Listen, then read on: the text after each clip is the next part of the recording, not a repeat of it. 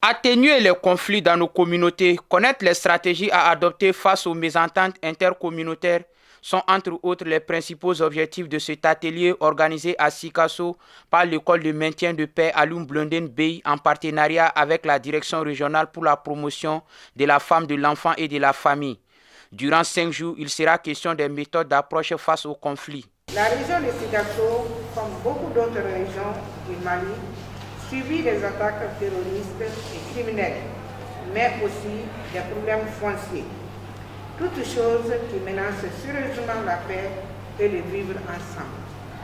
La nécessité de renforcer les capacités de prévention et gestion des conflits communautaires s'avère pressante eu égard à l'accroissement des conflits inter- et intracommunautaires et face aux multiples défis liés à la décentralisation qui requiert l'implication des acteurs de tous les niveaux, national, régional et local, dans la recherche de la stabilité pour un développement durable. Depuis déjà des années, le Mali est touché par de nombreuses crises. C'est pourquoi les autorités régionales saluent l'initiative et assurent les participants de leur disponibilité à les accompagner pour la paix. Le présent atelier se fixe comme objectif de renforcer les capacités des élus, des membres des organisations de la société civile, des mouvements signataires de l'accord, des forces de défense et de sécurité sur la prévention et la gestion des conflits communautaires en vue de garantir l'efficacité des mécanismes locaux de prévention et de résolution de conflits. Dans cette perspective, je vous exhorte tous à donner le meilleur de vous-même pour que l'objectif assigné à l'atelier soit atteint. Pour ce qui concerne l'exécutif régional, aucun effort ne sera épargné pour vous accompagner.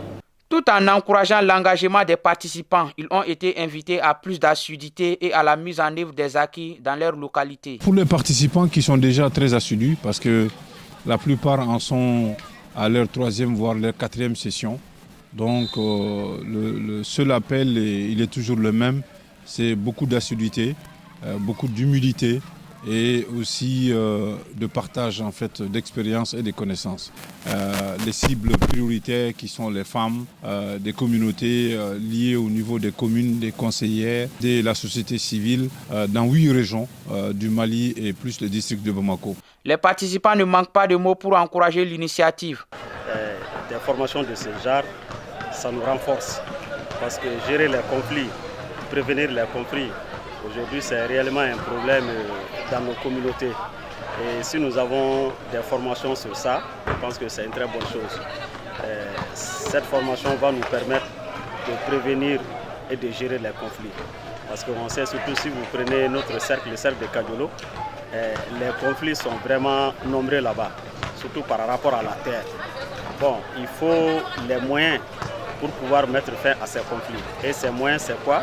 C'est la formation. Il faut avoir... On a la formation, parce que n'i y'a mɛn ko sigida yiriwara o ka sɔrɔ bɛn de b'a kɔnɔ n'i y'a mɛn ko mɔgɔw ye ɲɔgɔn faamuya o ka sɔrɔ bɛn de bɛ yen donc nin kun ye pour an ka se ka segin ka taa kɔmasegi kɛ ka taa an ka mɔgɔw la faamuya walasa dɔ ka bɔ mankan caman na an ka bɛn ka jɛn ka don da kelen fɛ ka bɔ da kelen fɛ.